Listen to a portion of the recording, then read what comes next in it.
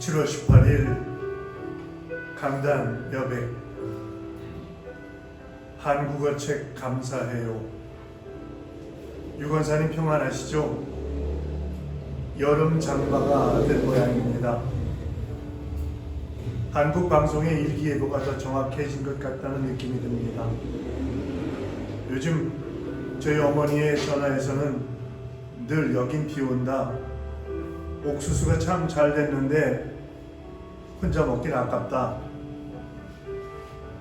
큰 길에서 집으로 돌아오는 입구에 사위가 입간판을 세웠다고 자랑이십니다. 유고사님도 우리 과도 집에 와 보셔서 아시겠지만 30통 벌농사는 89 정원재 장로가 30년도 더 해온 그냥 잔돈뿐이 쏠쏠한 당신의 취미입니다.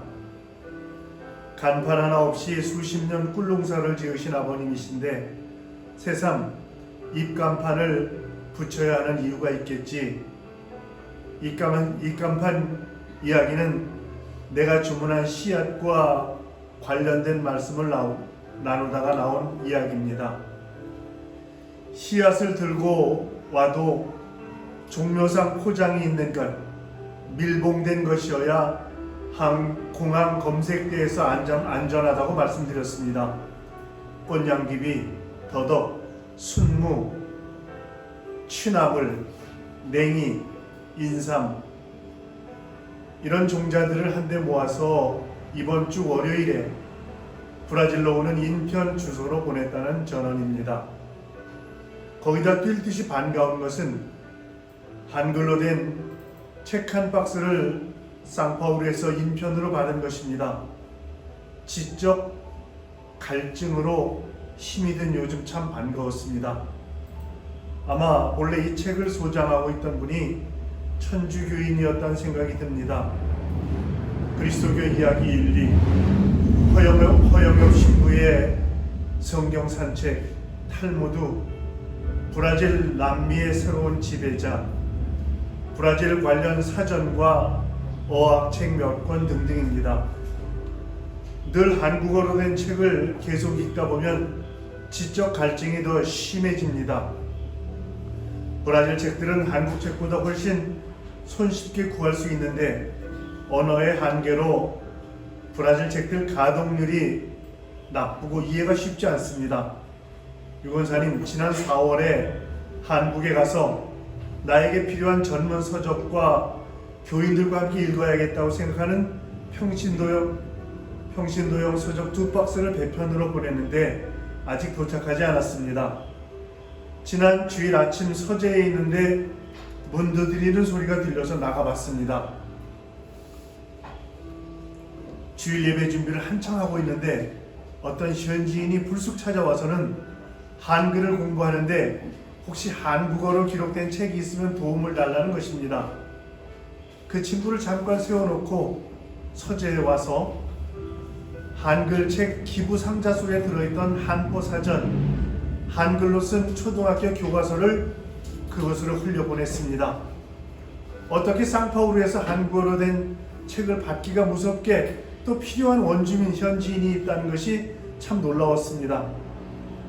이번 한 주간 동안은 평화방송에서 시청자를 만났던 중세 철학의 전문가 박승찬 교수가 들려주는 알수록 재미있는 그리스도교 이야기, 문학, 역사, 철학에서 생생하게 풀어낸 그리스도교 인문 교양서, 가톨릭 출판사는 긴 제목의 책을 읽습니다. 원색 그림과 유적지 사진들이 가득한 것은 일단 지루하지 않아서 좋습니다.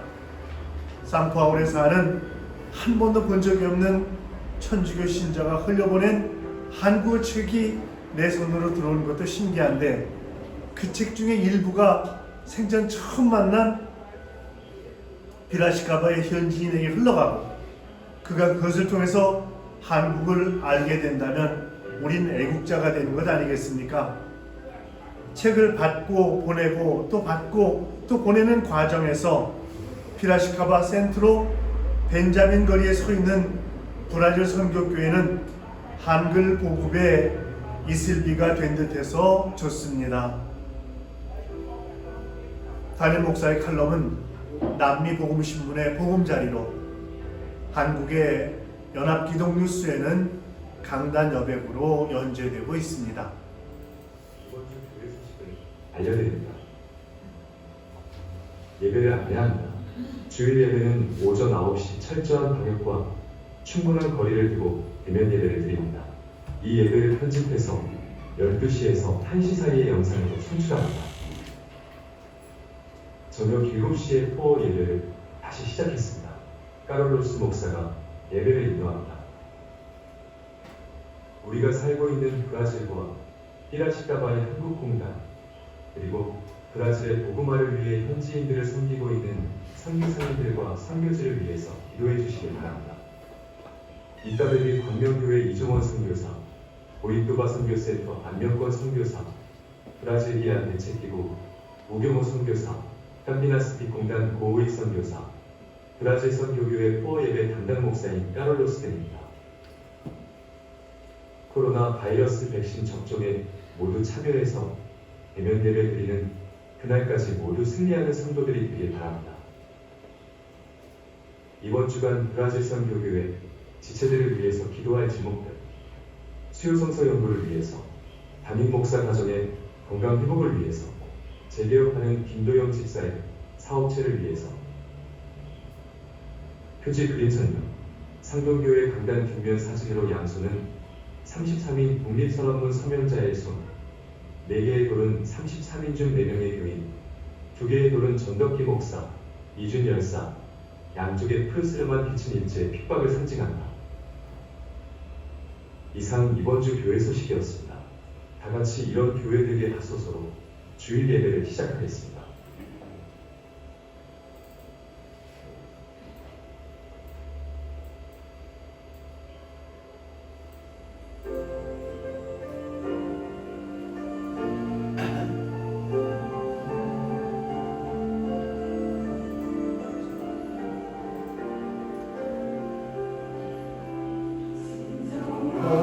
예배가 숨쉬는 교회, 주님이 주인 애쓰는 교회, 믿음의 기도가 쌓이는 교회, 최고의 찬양을 드리는 교회, 말씀이 살아 움직이는 교회, 성도의 사랑이 넘치는 교회, 성심이 기쁨이 되어 예배 맺는 아름다운 교회, 주님의 마음 닮아서 이웃을 사랑하는 교회, 주님의 영광을 위해서 이 대신 주님 전하는 교회,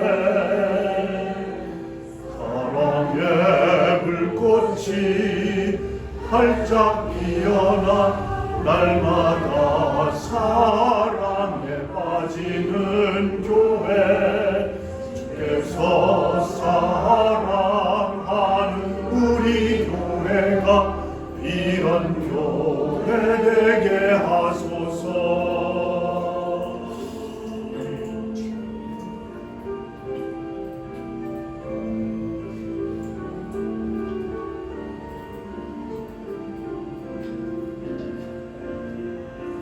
주님의 마음 닮아서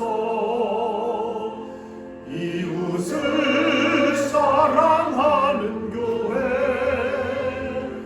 주님의 영광을 위해서 이 대신 주님 전하는 교회,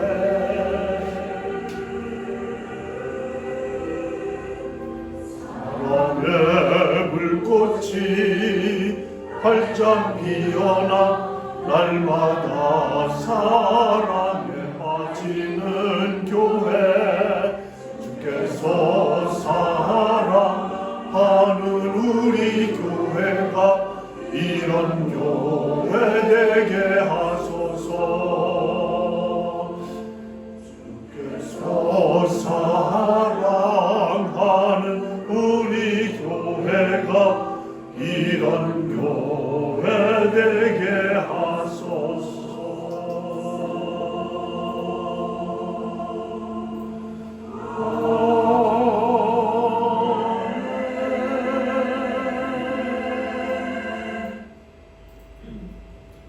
다 함께 98장 임례송으로 예수님 오셔서 함께 부르시겠습니다.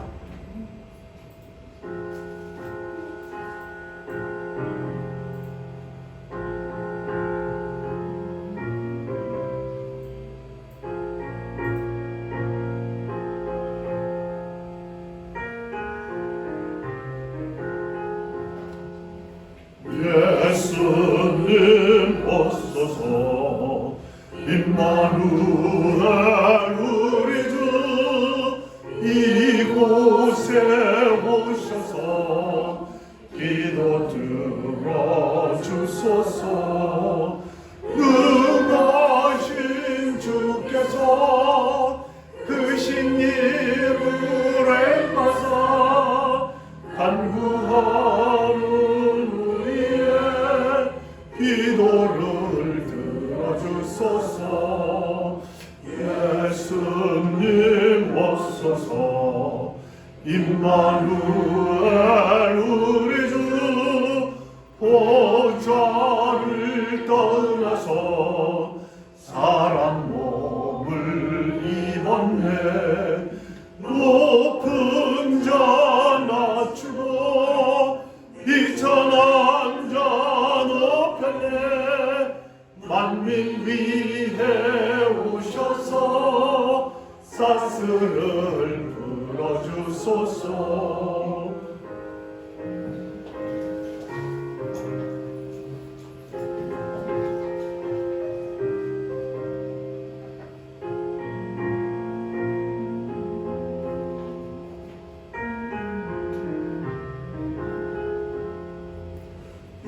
예수님 오소서 임마누엘 우리 주 죄악된 세상에 속죄 주러 오셨네.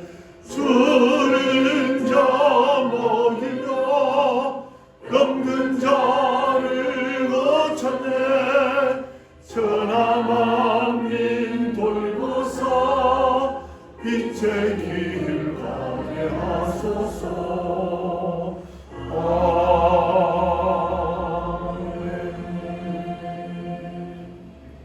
다 함께 조용한 기도를 드리시겠습니다. 너희는 여호와 우리 하나님을 높여 그의 발등상 앞에서 경배할지어다. 그는 거룩하시도다. 너희는 여호와 우리 하나님을 높이고 그 성산에서 예배할지어다. 여호와 우리 하나님은 거룩하심이로다. 아멘. 찬송가 14장을 함께 부르시겠습니다.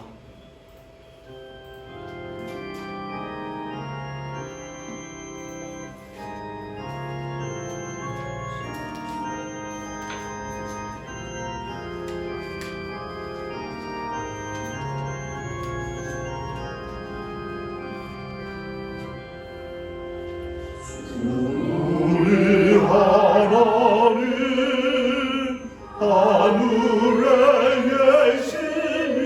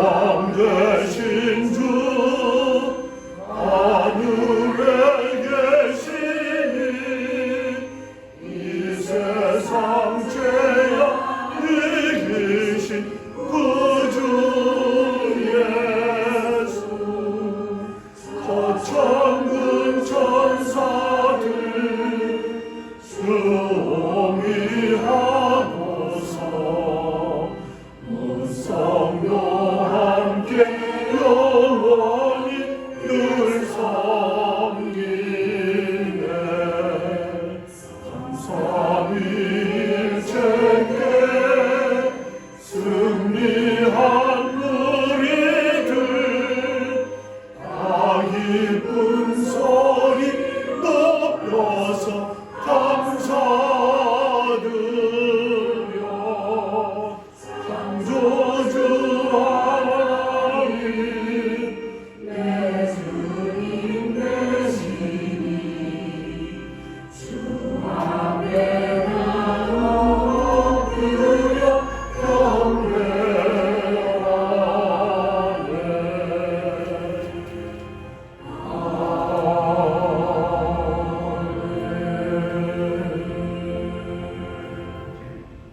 다 함께 교독문 72번 이사야 58장을 함께 교독하시겠습니다.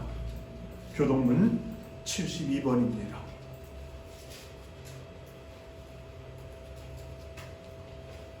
내가 기뻐하는 금식은 흉악의 결박을 풀어주며 멍에의 줄을 끌어주며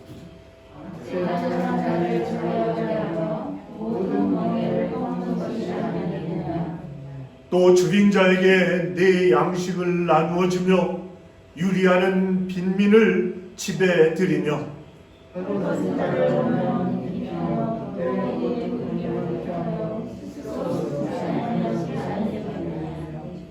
그리하면 내 빛이 새벽같이 비칠 것이며 내 치유가 급속할 것이며 내 공의가 내 앞에 행하고 영원의 영광이 내 뒤에 보이리니 내가 부를 때에는 나 여호와가 응답하겠고 내가 부를 때는 내가 여기 있다.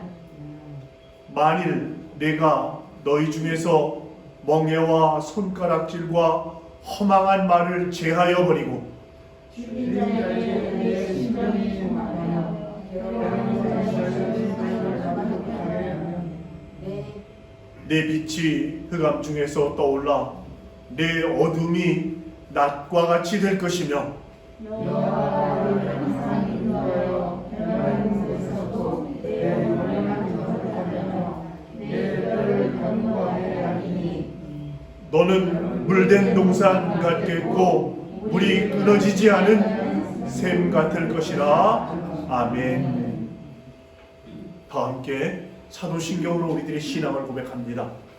나는 전능하신 아버지 하나님 천지의 창조주를 믿습니다. 나는 그의 유일한 아들 우리 주 예수 그리스도를 믿습니다. 그는 성령으로 잉태되어 동정녀 마리아에게서 나시고 본디오 빌라도에게 고난을 받아 십자가에 못 박혀 죽으시고 장사된 지 사흘 만에 죽은 자 가운데서 다시 살아나셨으며 하늘에 오르시어 전능하신 아버지 하나님 우편에 앉아 계시다가 거기로부터 살아있는 자와 죽은 자를 심판하러 오십니다. 나는 성령을 믿으며 거룩한 공교회와 성도의 교제와 죄를 용서받는 것과 몸의 부활과 영생을 믿습니다. 아멘.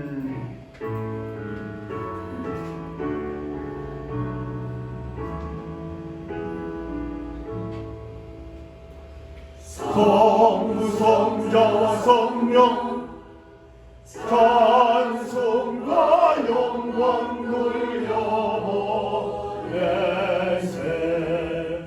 백서로 지금까지 영원 무궁토록 성삼위께 영광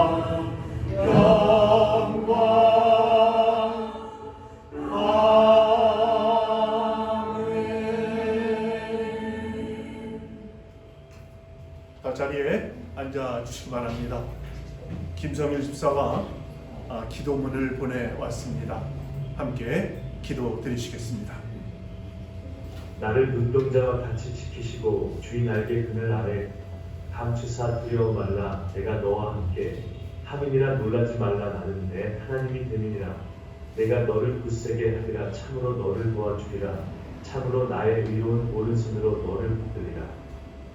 사랑과 자비가 충만하신 하나님, 창조하신 모든 만물 중 잘못된 행동을 반복하는 어리석은 저희를 가장 사랑하시어 독생자를 내어주신 하나님 아버지를 찬양합니다.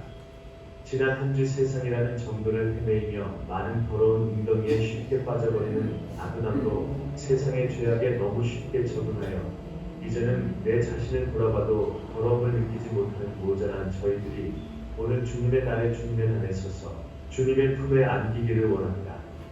나의 더러운 허물을 보지 못하고 나의 허물이 마치 다른 사람 때문이냐 남 탓을 하는 어리석은 저희를 용서하시고 주님의 보혈로 깨끗하게 씻기기를 원하오니 주님 보듬어 주시옵소서. 아멘.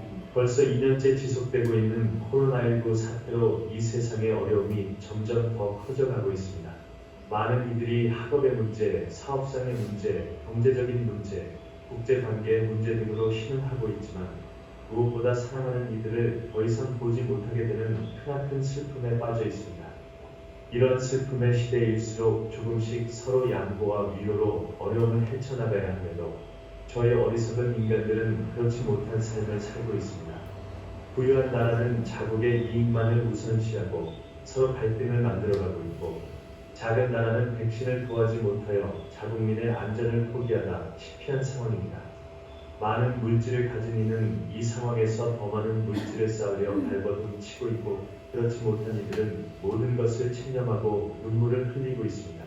이런 어려운 때에 가장 어려운 곳에서 주님의 사랑을 실천하고 계신 많은 선교사님들은 오늘도 조금 더 나은 미래가 주어지길 눈물로 간구하고 계십니다만 더욱더 병마에 가까워지는 안타까운 상황이 지속됩니다.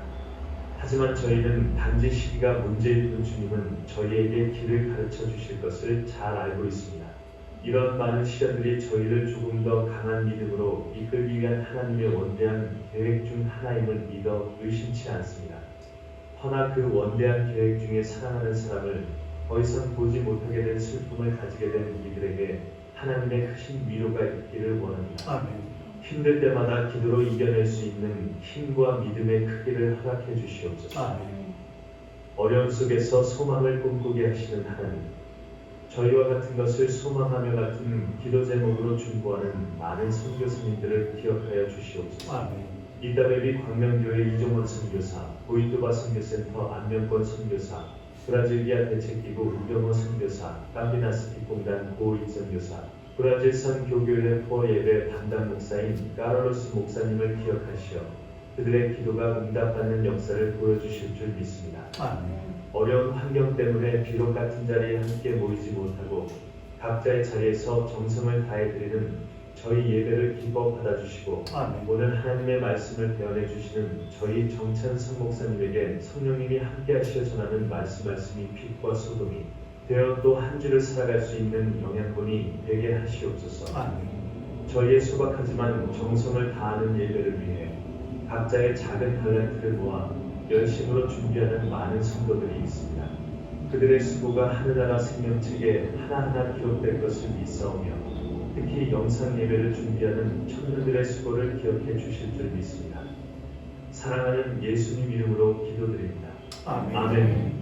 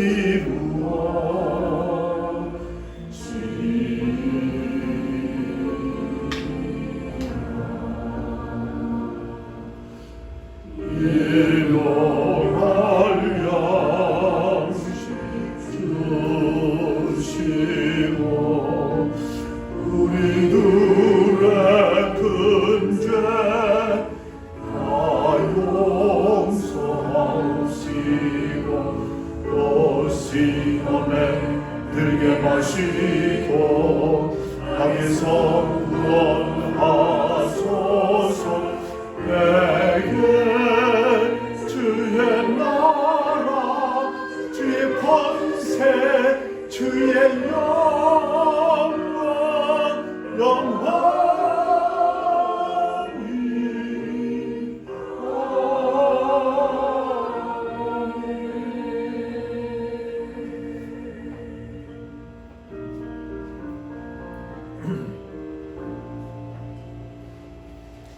다 함께 성경 말씀 찾으시겠습니다.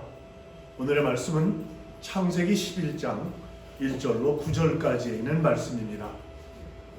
이 말씀을 제가 한 절, 여러분들이 한 절을 교독해서 같이 읽도록 하겠습니다. 1절은 제가 읽습니다. 온 땅의 언어가 하나요 말이 하나였더라.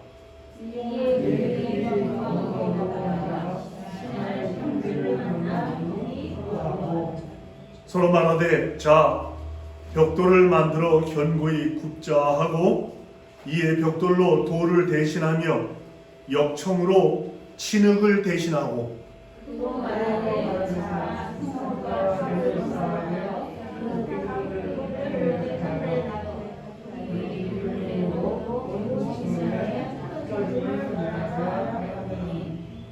여호와께서 인생들의 쌓는 성과 대를 보시려고 강림하셨더라. 여호와께서 그러시되 이 문과 속으로 언어도 하나요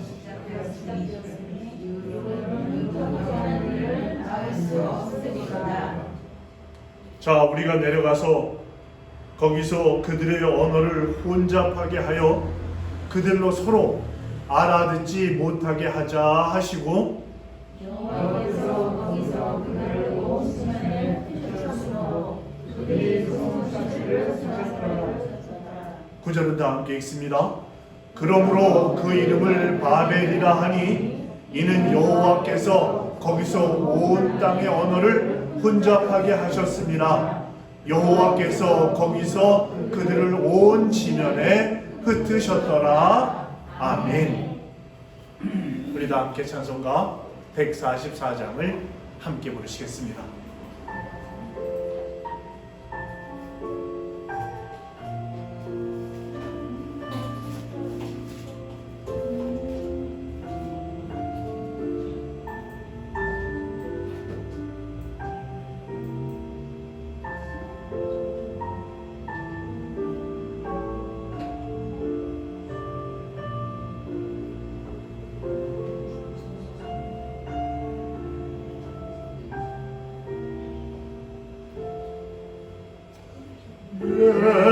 예수 나를 위하여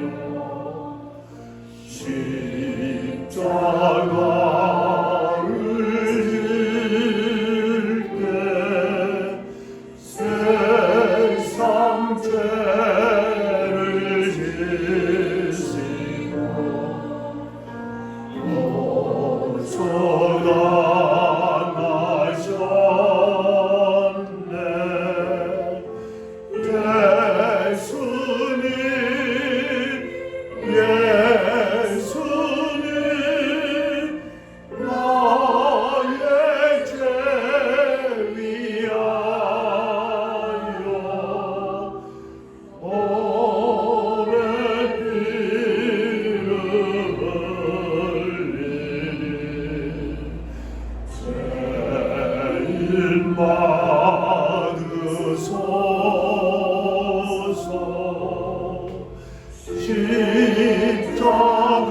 십자가를 지심은 무슨 죄가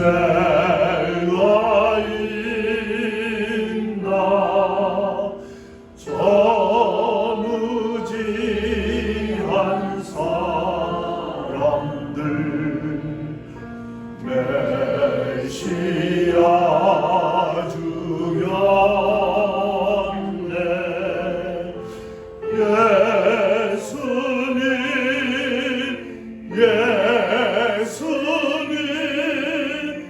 나의 죄 위하여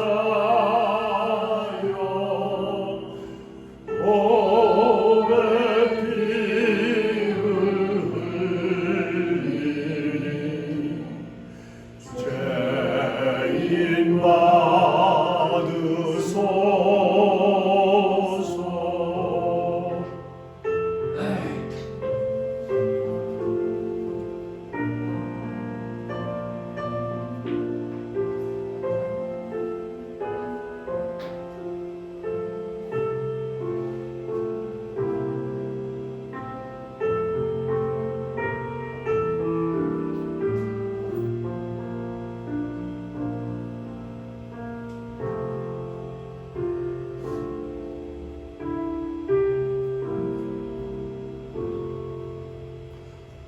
이와 같이 붉은 죄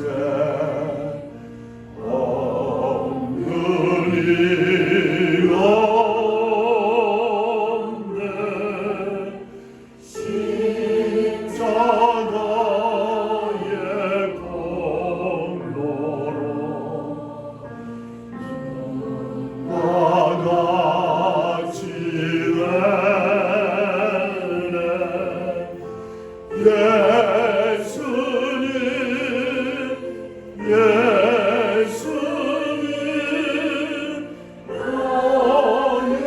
몸에 피를 흘리니 죄인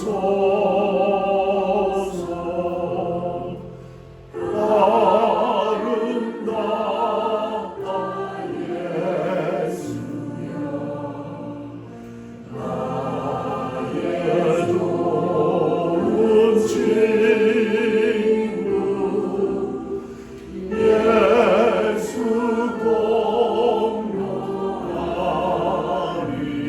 아름다운 예수여 나의 좋은 친구 예수 공로 아니면 영원 받네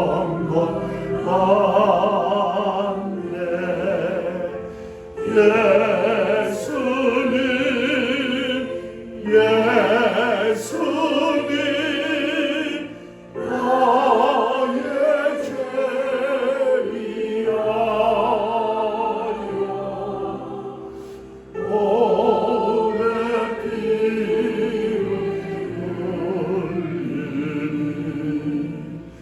예수님 나의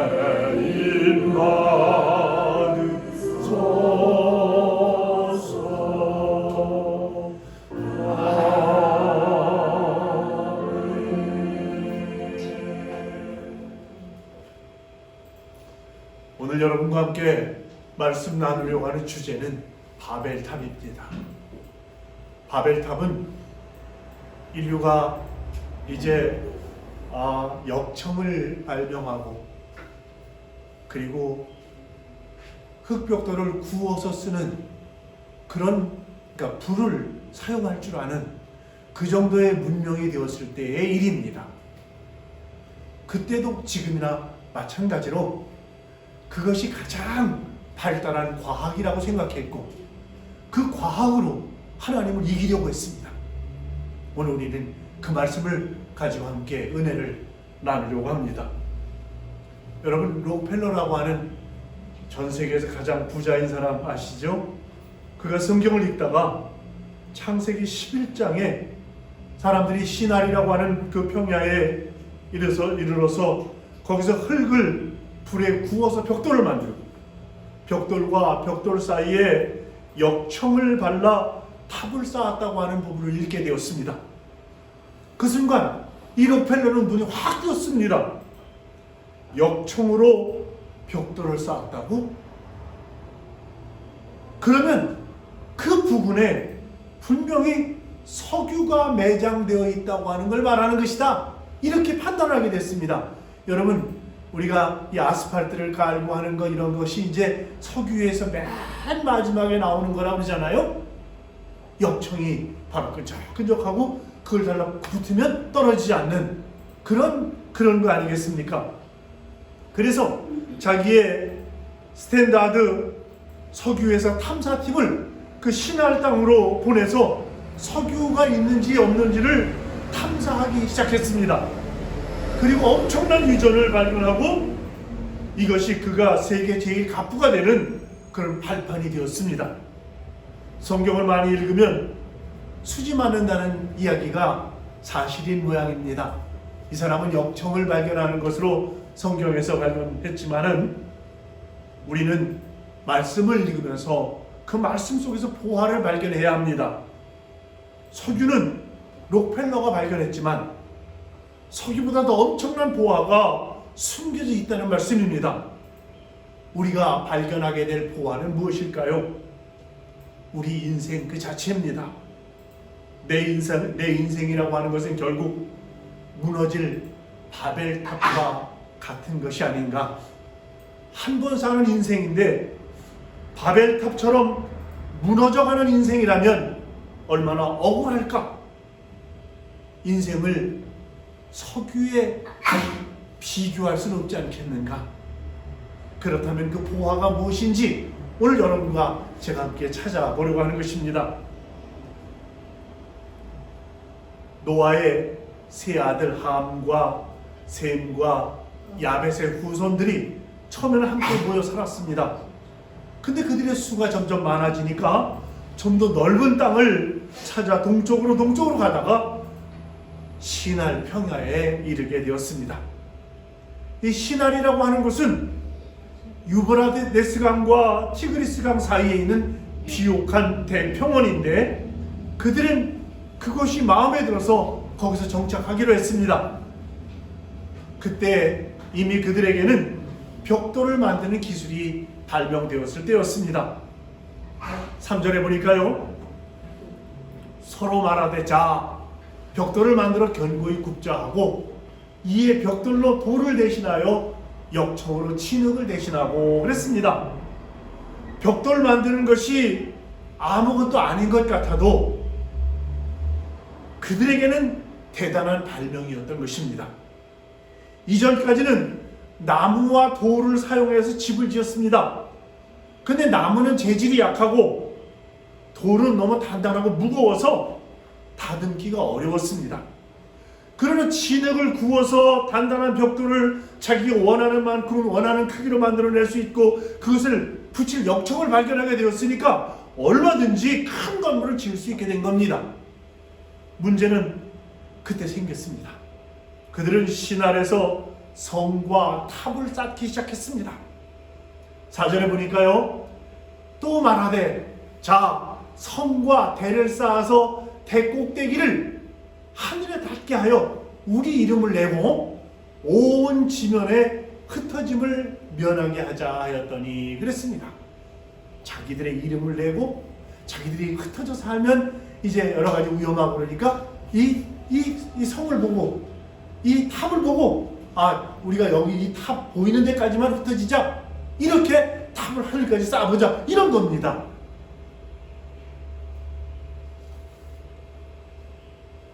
세 가지, 그들이 결심한 게 세 가지입니다. 하나는 벽돌로 하늘에 닿을 만한 탑을 쌓자는 게 하나, 그 다음에 자기들의 이름을 내자는 게 두 번째, 그 다음에 흩어짐을 면하자, 이게 세 번째입니다.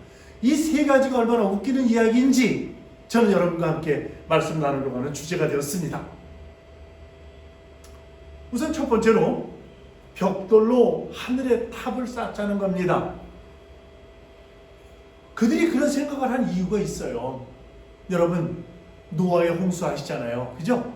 노아의 홍수 때는 노아의 그 비가 40일 40일 와가지고 꼭대기까지 온 산, 아무리 높은 산이라도 다 물이 찼잖아요. 그래서 어떻게 됐습니까? 그래서 그들이 다 죽었잖아요. 그 홍수로 인해서 아라랏산 꼭대기까지 물이 찼습니다. 그래서 그들이 생각했습니다. 우리가 죄를 지어서 하나님께서 다시 홍수로 심판을 하시더라도 아라랏산 꼭대기보다 더 높은 탑을 쌓아놓으면 얼마든지 대피할 수 있지 않겠느냐, 이런 생각을 하게 된 겁니다. 그리고 자기들이 실제로 그런 탑을 쌓을 수 있다, 이렇게 생각했던 것입니다.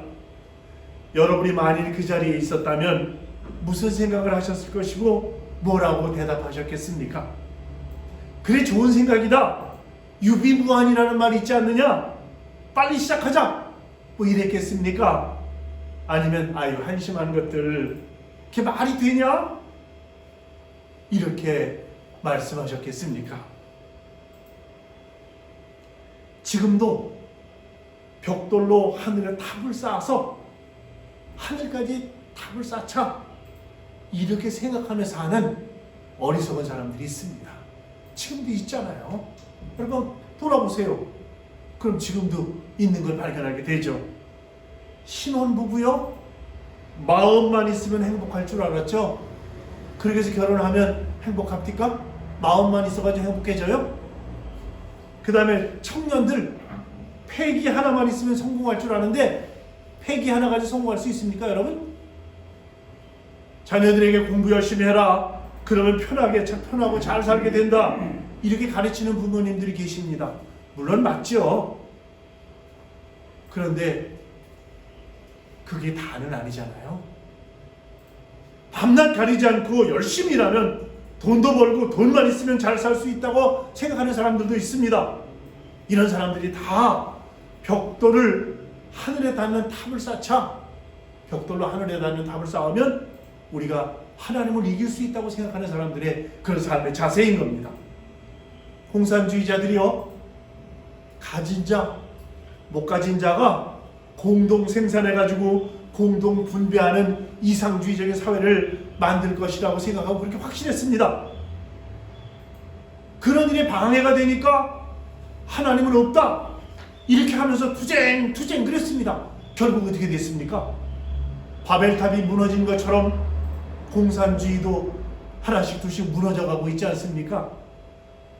이 모든 것이 벽돌을 하늘에 쌓아서 하늘에 닿게 하자고 하는 그런 수준임을 알아야 한다는 것입니다.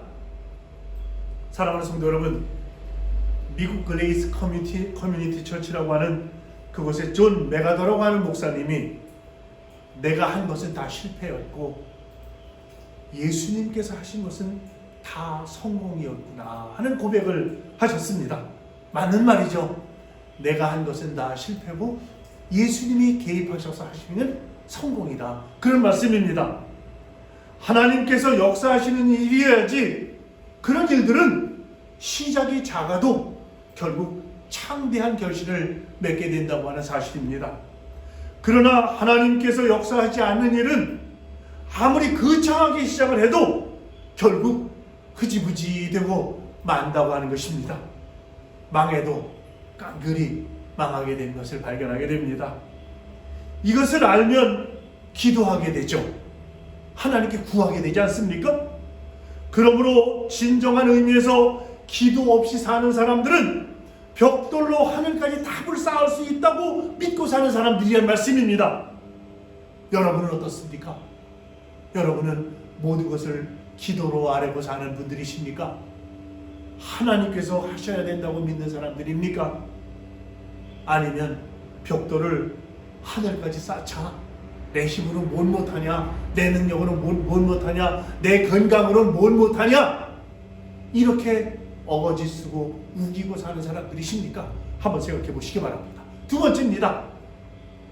바벨탑 정신이라고 하는 것은 우리 이름을 내자는 것입니다.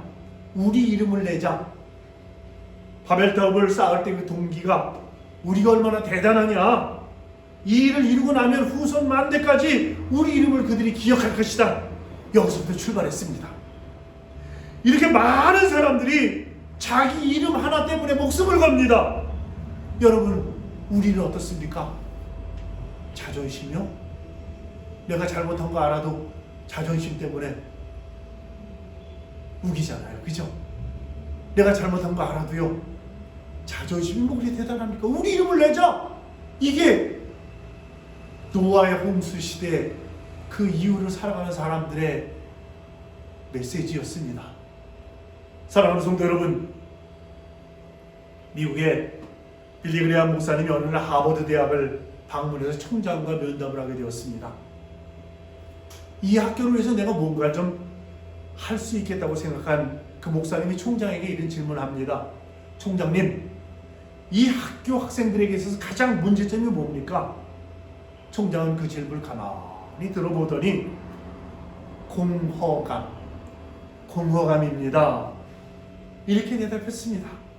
한참 꿈을 갖고 앞을 향해 나가야 하는 저들 마음속에 구멍이 뻥 뚫려 있다는 것입니다.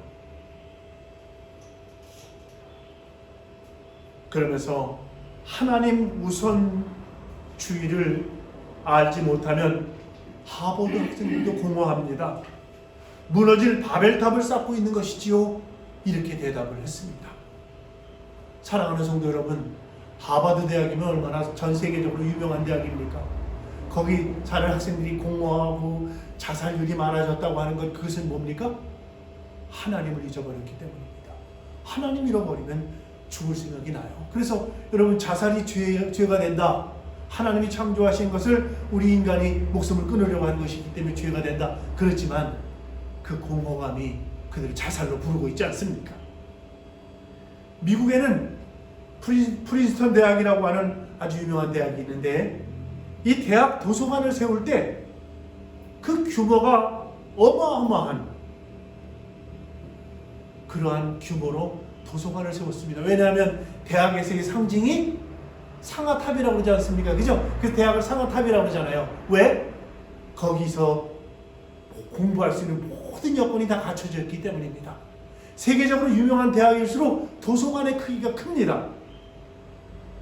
그런데 그 도서관을 지으려고 하는 그 땅 옆에 채플이 있는 거예요. 예배당이 있는 거예요. 그래서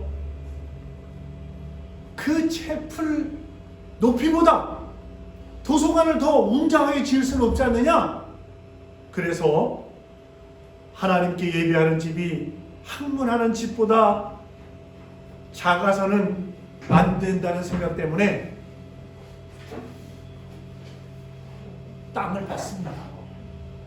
지하를 파서, 지하를 어마어마하게 파서 예배당보다 높지 않은 도서관을 지었다고 하는 것, 이것이 프린스턴 대학의 정신인 것입니다. 사랑하는 성도 여러분, 이런 자세가, 이런 건축 철학이 세계적으로 유명한 대학을 만들어낸 거죠. 그러면 우리의 모든 관계는, 우리들은 어떻게 살아야 할 것인가? 사도 바울은 로마서 14장 8절에서 살아도 주를 위해서 살고 죽어도 주를 위하여 죽나니 그러므로 사나 죽으나 우리가 다 누구의 것이로다? 주님의 것이로다 그랬습니다. 고린도전서 10장 31절에는요, 그런즉 우리가 주님의 것이니까 그런즉 우리가 무엇을 먹든지 무엇을 마시든지 무엇을 하든지 다 하나님의 영광을 위하여 해라 그랬습니다. 우리가 뭘 하든지요, 어디서 살든지 이것이 하나님께 영광이 되는가? 하나님께 영광되지 않는 것인가? 나에게 아무리 대단한 이익이 돌아온다 하더라도 이것이 하나님께 영광이 되지 않는 일이면 나중에는 그게 화가 됩니다. 그러므로 하나님의 영광을 위하여 하는 성도들이 되어야 한다고 하는 것이 두 번째입니다. 세 번째입니다. 바벨론의 정신은 흩어짐을 면하자 그랬습니다. 높이 탑을 쌓아서 그들이 얼마든지 그 시날평에 어디에 가든지 이 바벨탑 보이는 곳까지만 흩어지자는 생각을 했던 것입니다. 사랑하는 성도 여러분, 이 흩어지는 것이 얼마나 중요한지 모릅니다. 4절에 보니까요, 온 지면에 흩어짐을 면하자 그랬고요, 8절에 보니까 그들을 온 지면에 흩으신 고로 그랬습니다. 누가 흩으셨대요, 그들을? 9절에 보니까 그들을 온 지면에 흩으셨더라 그랬습니다. 그러니까 주님께서 우리에게 말씀하시기를 창세기 앞장에서 1장에서 생육하고 번성하라, 땅에 충만하라 그랬잖아요. 그 다음에 너희 남자와 여자는 생육하고 번성할 땅에 흩어져 충만하라 그랬단 말이에요. 그러니까 이게 하나님의 뜻인데 흩어지면 안 돼. 이건 사람의 뜻이었던 거죠. 그러면 여러분, 하나님의 뜻을 쫓아가야 합니까? 아니면 사람의 뜻을 쫓아가야 합니까? 이건 우리가 결단해야 될 문제죠. 흩어져야 했습니다. 당장은 신할 그 땅이 넓어 보이지만 앞으로 후손들이 번성하게 되면 그 조그만 것에서만 살 수는 없었겠다는 것입니다. 그러나 사람의 고집이 얼마나 강합니까? 사람이 고집으로 망하는 거거든요. 그렇죠, 여러분? 여러분도 뒤돌아보면 내가 그때 고집 때문에 망해서 이런 생각이 들 때도 있죠? 그렇습니다. 고집 때문에 망해요. 흩어지기 싫었다면 흩어지지 않으려고 발버둥 치게 된단 말이에요. 내 고집이 내 흩어지기 싫어. 그렇다면 흩어지지 않으려고 발버둥 쳐요. 근데 하나님의 뜻은 뭐예요? 그들이 흩어져서 넓게 흩어져서 사는 게 하나님의 뜻이었단 말이에요. 그러면 결국은 누구 뜻대로 돼요? 여러분 살아보니까 고집 세우고 살아보니까 결국 누구 뜻대로 돼요? 하나님의 뜻대로 된단 말이에요. 그렇지 않습니까? 그래서 그들은 하나님의 뜻에 정면 대항해서 성을 쌓고 온 지면에 흩어짐을 면하자 이렇게 말했습니다. 이 말은 아무리 하나님의 뜻이라 하더라도 내 마음에 들지 않으면 난 못해.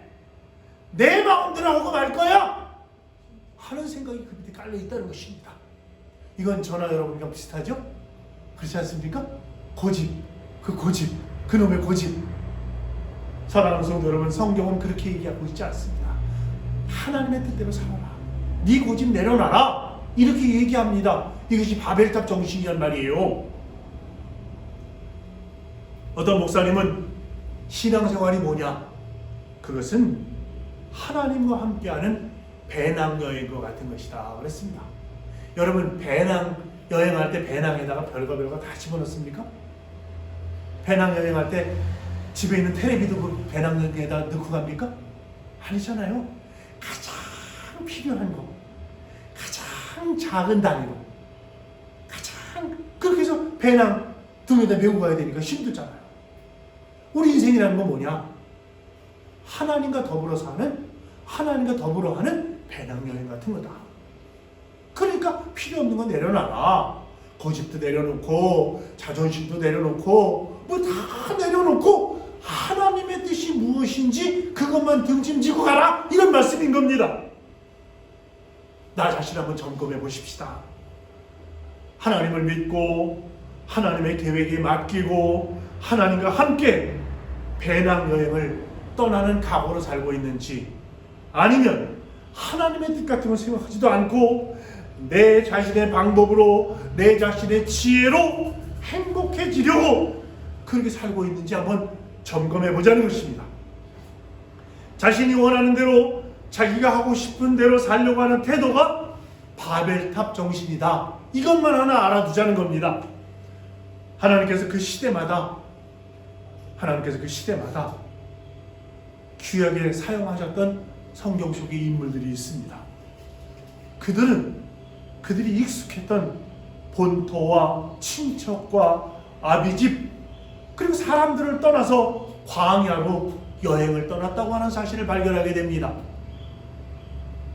성서에 광야를 떠났던 인물들, 여러분 아브라함이나 야곱이나 요셉이나 다니엘이나 느헤미야나 사도 바울이나 다 그들은 하나님께 떠나라 할 때 떠났습니다.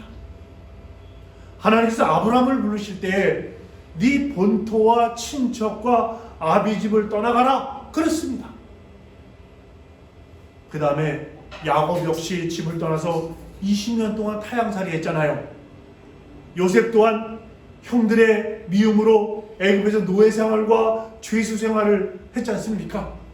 애굽에서 400년 동안 살았던 히브리 백성들에게 하나님께서 떠나라 하셨잖아요. 40년 동안 광야에서 여행을 하게 하시고 그 후에 가나안의 축복을 허락해 주시지 않았습니까? 다니엘, 느헤미야, 사도 바울 다들 익숙했던 집을 떠나서 광야로 나갔던 사람들이었습니다. 그런 면에서 우리는 하나님의 축복을 받을 한 가지 이유는 있습니다. 왜요? 우리도 부모와 형제와 본토과 친척과 아비집을 떠나서 여기 살고 있지 않습니까? 이제 축복받을 일만 있어요. 하나님의 뜻 받들어 섬기며 살면 우리 복받을 것만 남았어요. 그렇지 않습니까, 여러분? 사랑하는 성도 여러분, 하나님께서 왜 당신이 쓰시고자 하는 사람들마다 익숙했던 집을 떠나고 험한 광야와 같은 그런 곳을 여행하게 하셨을까요? 광야에 살면 누구만 의지해? 하나님만 의지하게 됩니다. 그렇죠, 여러분? 우리가 해외에 정말 왔을 때 우리가 사기당하게 되는 이유 중에 하나가 뭐예요? 사람 의지해서 사기당해요.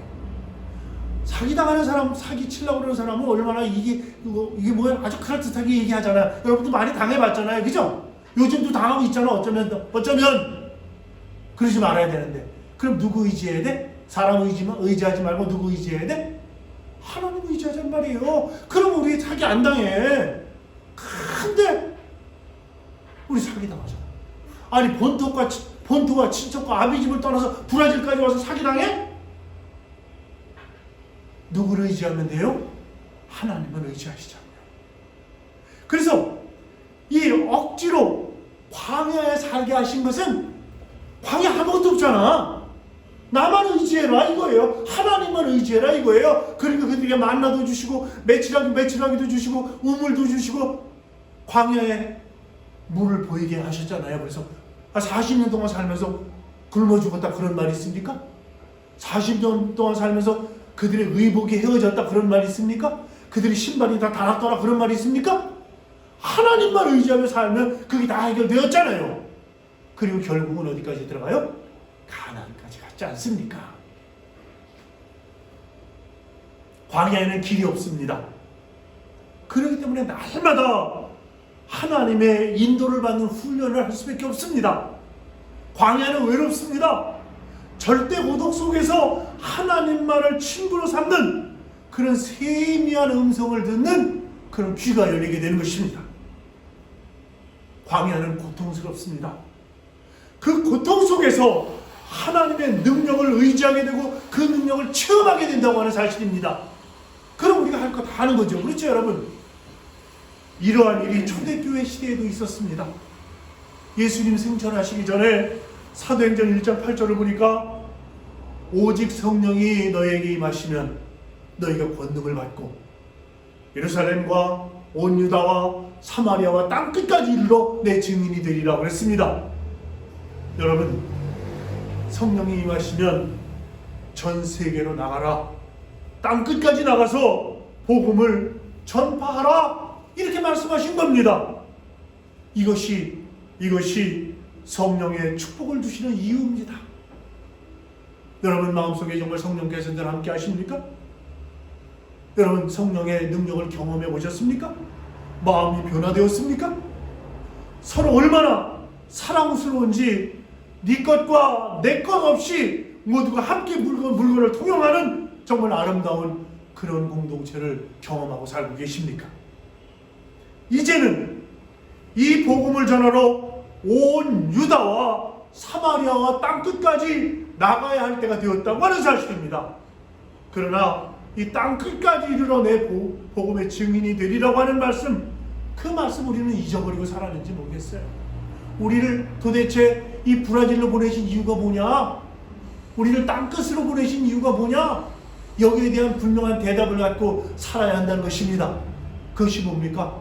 사도행전이 말하는 복음을 땅끝까지 전파하라고 하는 그 메시지가 우리 마음속에 용솟음치고 우리 마음속을 흔들고 우리 마음속을 움직여야, 그래야 우리는 하나님의 뜻을 받들어 섬기며 사는 그런 성도들이 된다는 사실입니다. 여러분, 그런데 참 신기한 게 있어요. 우리랑 똑같아요.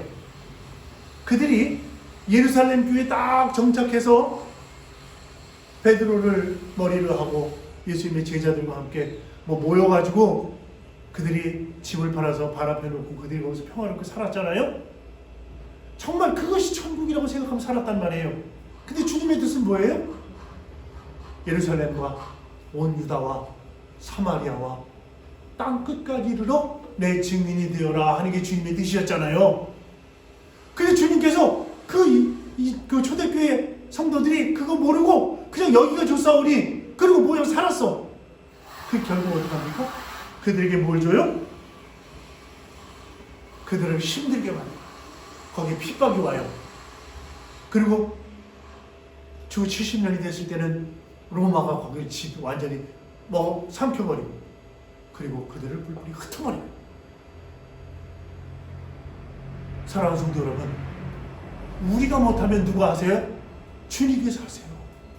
우리가 자발적으로 성경 말씀 보면서 땅끝까지 이르러 증인이 되라고 그랬구나, 땅끝까지 이르러 증인이 돼야지, 이게 살면 감사하고 그렇게 살면 축복이고 그렇게 살면 은혜인데, 그렇게 못 사니까 주님께서 흩으셔서 당신의 뜻을 이루더란 말이에요.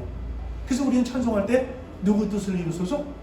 주님의 뜻을 이루소서 그러지 내 뜻을 이루소서 이렇게 찬송하지 않잖아요. 찬송은 그렇게 하고 우리 삶은 아등바등 내 뜻을 이루며 살려고 한다면 이건 하나님의 뜻을 배반하는 거 아닙니까? 사랑하는 성도 여러분, 잠언 11장 24절에 보니까요, 흩어 구제하여도 더욱 부하게 되는 일이 있나니 과도히 아껴도 가난하게 될 뿐이다 그랬습니다. 흩어 구제하여도 더욱 부자가 되게 되는 일이 있다는 거예요. 그런데 아끼다가 보면은 그게 가난하게 되는 지름길이 될 수 있다는 것입니다. 25절 보니까요, 더 구체적으로 나와 있어요. 구제를 좋아하는 자는 풍족하여질 것이요, 남을 윤택하게 하는 자는 윤택하여지리라 그랬습니다. 그러니까 우리는 어떻게 살아야 된다고?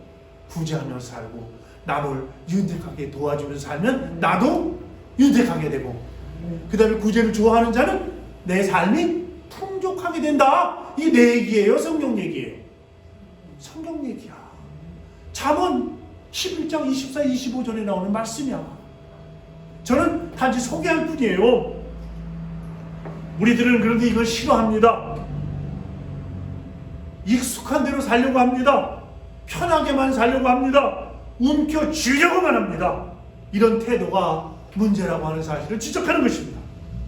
하나님께서 바벨탑 쌓는 것을 막으시고 사람들의 언어를 혼란스럽게 만든 이유가 바로 여기에 있는 것입니다. 사랑하는 성도 여러분, 5절로 8절까지 있는 말씀이에요. 여호와께서 인생들의 쌓는 성과 대를 보시려고 강이 내려오셨더니 여호와께서 가라사대 이 무리가 한 족속이요 언어도 하나이므로 이같이 시작하였으니 이후로는 그 경영하는 일을 금지할 수 없으리라 하고 주님께서 생각하신 거예요. 그 다음에 보니까요, 자, 우리가 내려가서 거기서 그들의 언어를 혼잡하게 해서 그들로 서로 알아보지 못하게 하자. 그리고 여호와께서 거기서 그들을 온 지면에 흩으신 거로, 그들을 안 흩어지려고 그랬죠. 안 흩어지고 뭐 바라보면서 기준 삼으려고 그랬어요? 바벨탑 보고 그거 바라보이는 곳까지만 흩어지려고 그랬잖아요. 근데 하나님께서 거기서 그들을 온 지면에 흩으신 거로 그들이 성 쌓기를 그쳤더라 그랬습니다. 사랑하는 성도 여러분, 도대체 우리들의 삶이 어떤 것인지, 하나님께서 왜 언어를 혼잡하게 하셨는지, 사람들 마음에 바벨탑 쌓는 정신이 있는 한 하나가 되려고 하면 더 큰 문제가 생기더라는 것입니다.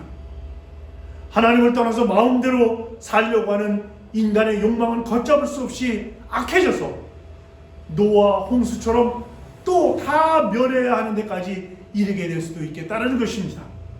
그러나 같은 말을 써도 마음이 통하지 않는 일이 많습니다. 여러분, 부부 사이에 서로 다른 말 씁니까? 한 사람은 영어로 쓰고 한 사람은 포어 씁니까? 같은 말을 써요. 그렇죠? 근데 마음이 어떤 때는 마음이 하나가 되어야 되는데 마음이 하나가 되지 않을 때가 있어요. 그래서 님이라고 하는 말에 점 하나 찍으면 뭐가 된대요? 남이 된다면서요. 부부가 님인데 이게 점 하나 찍어서 남처럼 사는 경우도 있더라, 그런 얘기입니다. 아내가 남편을 자기 기대에 맞추려고 하기 때문에 그래요.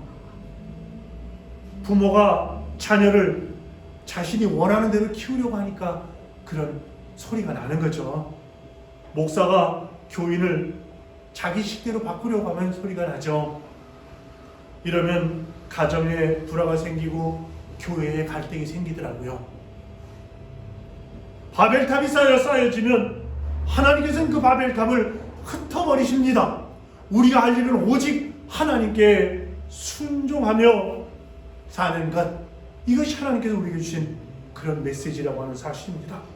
사랑하는 성도 여러분, 오순절 다락방 성령 사건이라는 게 뭡니까? 바벨탑 사건 이후에 단절된 모든 사람이 하나로 통하게 된 것이 오순절 마가의 다락방의 성령 사건 아닙니까? 흩어졌던 사람들의 언어가 하나로 회복되는 그 역사가 마가의 다락방 사건 아니겠냐. 서로 다른 방언을 말하는데 알아들었다고 그랬잖아요. 그죠 여러분? 제자들이 기도하는데 서로 지방과 족속이 달랐던 사람들이 다 자기들의 말을 하는 것을 듣게 되는 그런 기적이 일어났다는 말씀입니다. 유대인과 이방인의 장벽이 무너졌습니다. 성령 안에서 모두가 한 형제가 되었기 때문에 그렇습니다. 성령 안에서 온 인류가 한 식구가 되었습니다. 성령의 인도함을 받을 때 가정과 교회와 민족이 평안함이 있었다고 그랬습니다. 사랑하는 교우 여러분, 오직 성령님께 순종하는 그러한 백성들, 말이 통하고 마음이 통하는 기적이 일어나는 그런 교회, 그런 성도들, 그런 가정이 되어지시기를 주님의 이름으로 축원합니다. 기도하시겠습니다. 우리 인생이 바벨탑 쌓는 인생이 되면 싸우고 갈라지게 되지만은 아버지 하나님, 우리 주변에 아무리 많은 사람이 있어도 고독하게 살 수밖에 없지만은 이해해 주는 사람도 믿을 만한 사람도 마음이 통하는 사람도 없지만은 그러나 성령 안에 하나가 되면 어떤 어려움도 이길 수 있고 정말 복된 길이 깨달아진다고 하는 사실을 알게 하여 주시옵소서.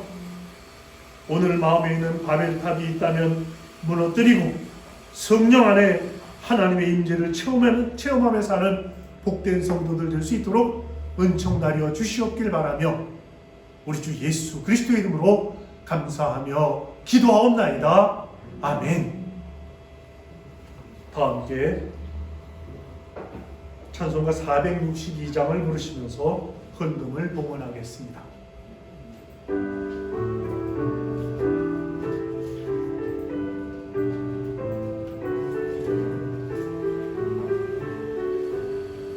생명 진리 은혜 되신 영원하신 구세주 사랑 내사 모든 인류 구원하여 주시니 영광 중에 계신 주님 신은혜 베푸사 사랑으로 채우시고 우리 고쳐주소서.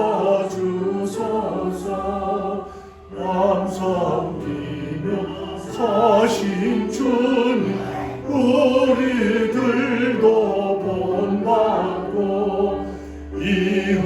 이웃사랑 나누면서 살아가게 하소서. 온 세상의 금은 모아 모두 주의 것이니 책임 맡은 일꾼으로 충성하게 하소서.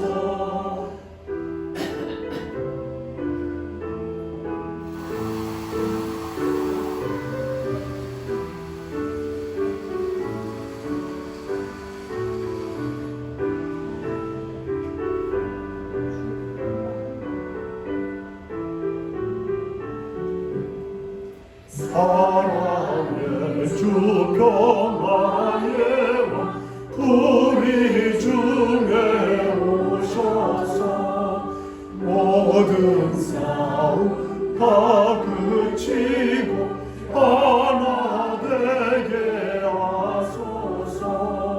지난 날의 어두움과 환난 풍파 지나고 형제 사랑 밝은 장래 이루어지게 하소서. 지나는 주의 물이 빈부 귀천없으니 한 마음으로 봉사하고 주님 모시고